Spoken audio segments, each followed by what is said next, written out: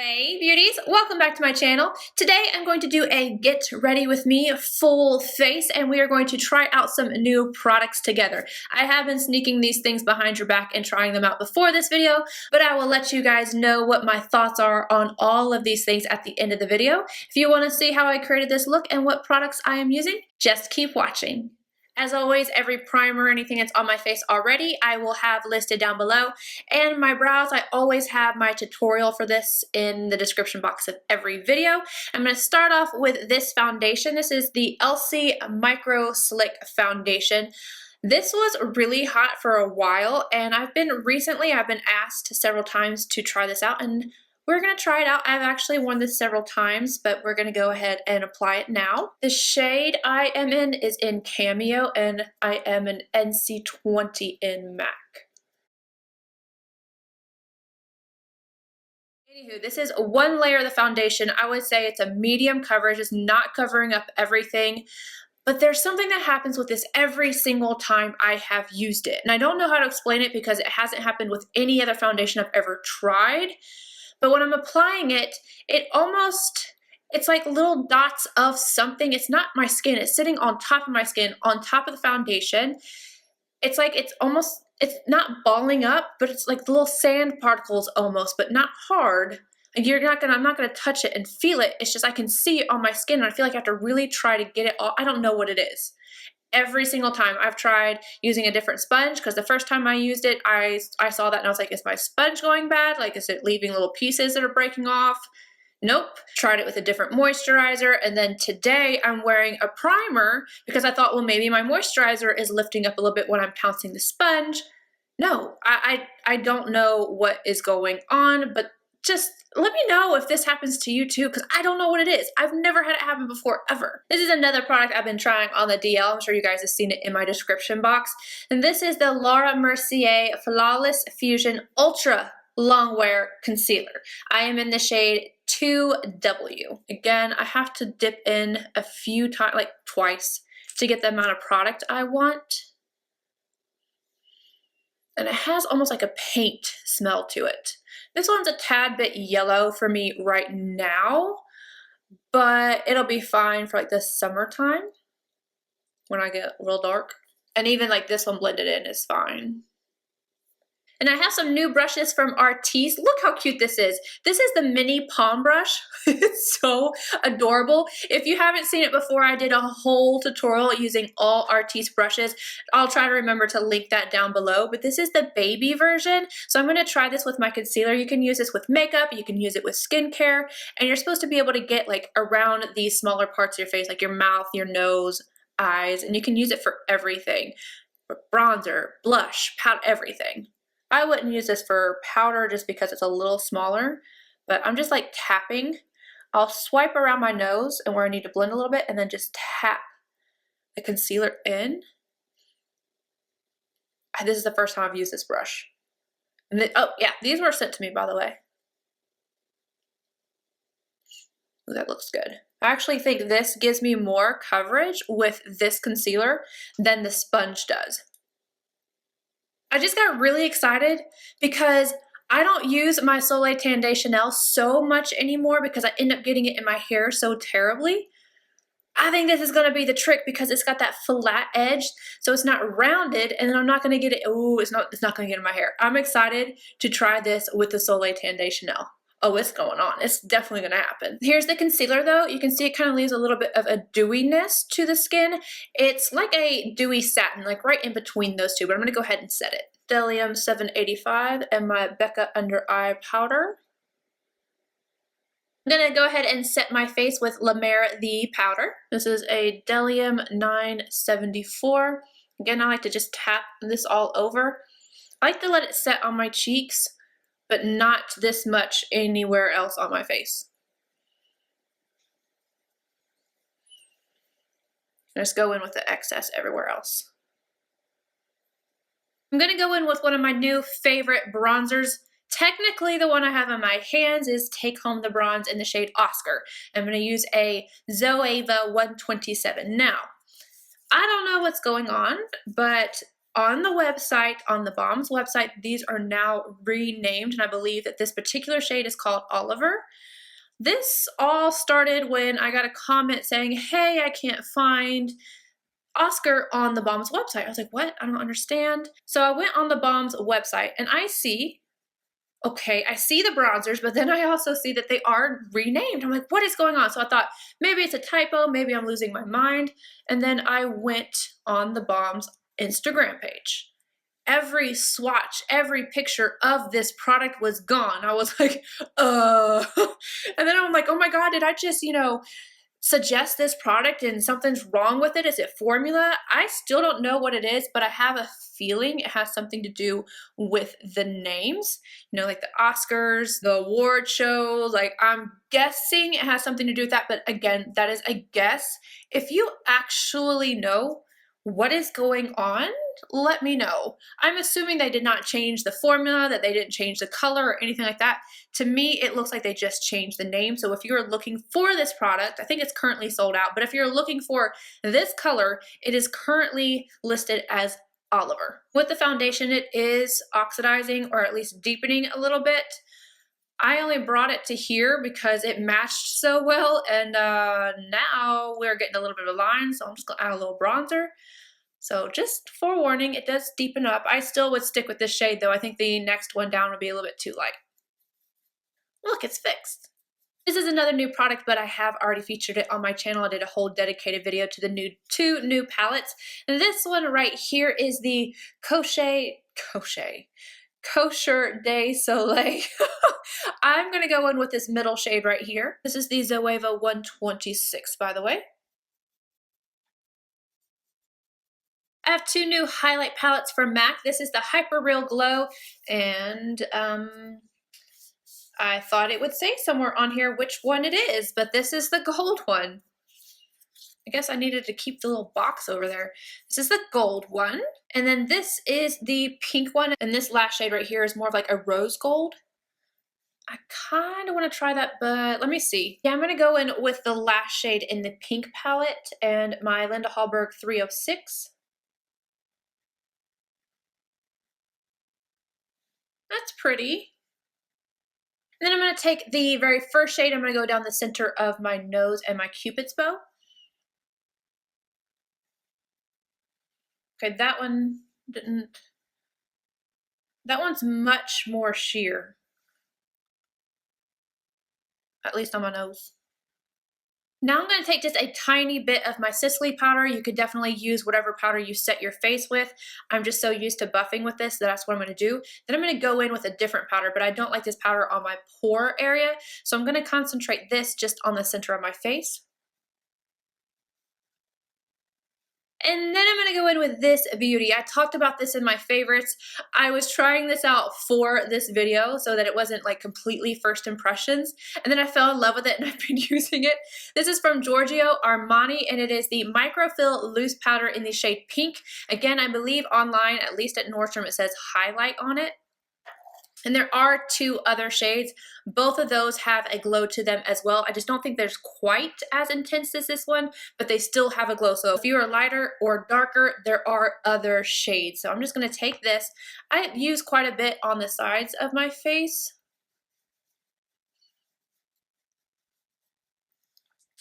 I don't know if you can catch it on camera, but it gives me like this pink shift. Forehead. Okay, did you not see that just happen?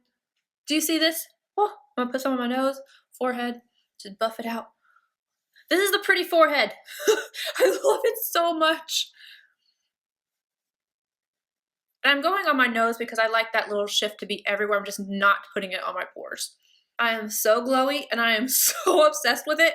I'm going to help melt that powder because I did just use a ton of powder. I'm going to melt it in with my Josie Maran Nirvana mist, and then we'll move on to eyes. So glowy.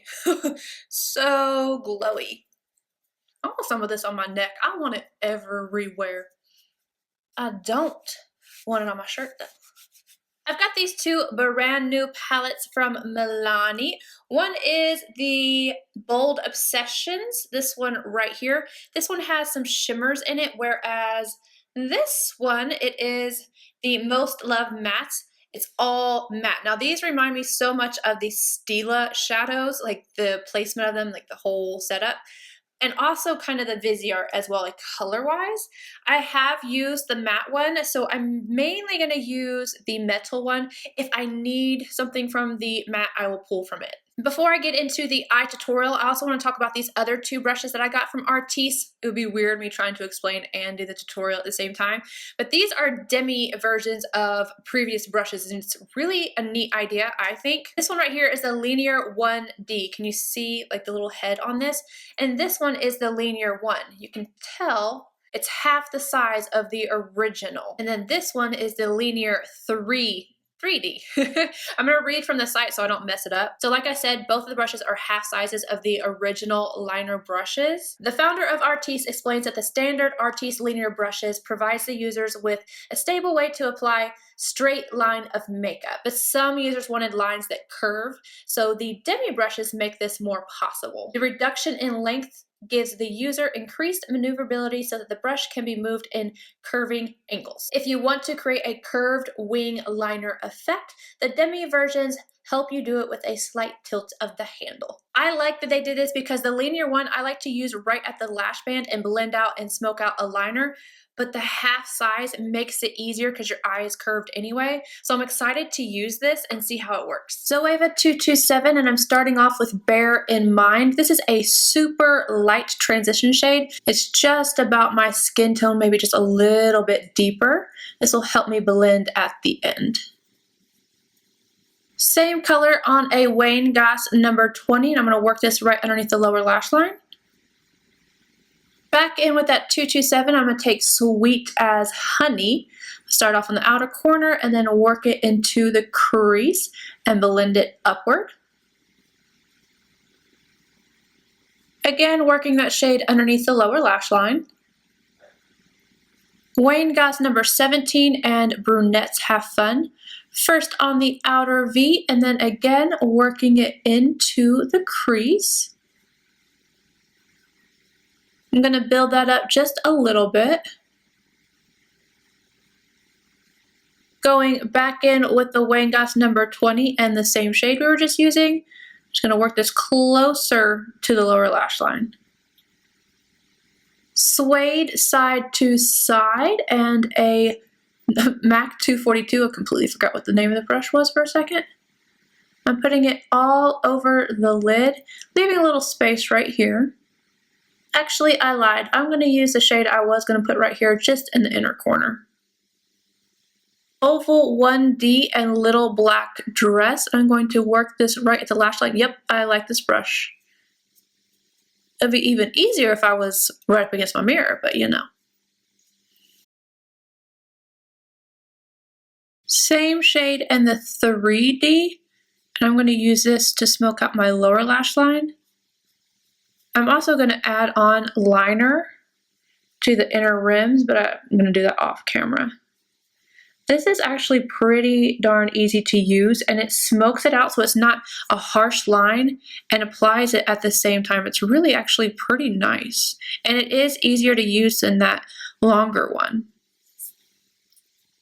And if you want it to be a little bit more precise, you can tap it and it'll add the black a little darker. Delium 780 and Sands of Time. I'm going to use this on the inner corner, and then I'm going to go in with Nars Via Veneto and line my inner rims, and then I'll be back to try out a new mascara.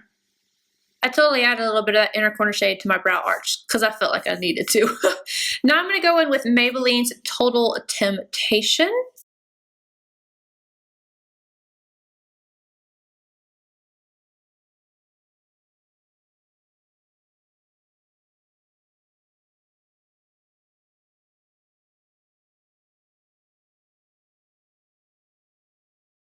There you go, you guys. That's my lashes. I'm going to put my extended play on the bottom in just a second.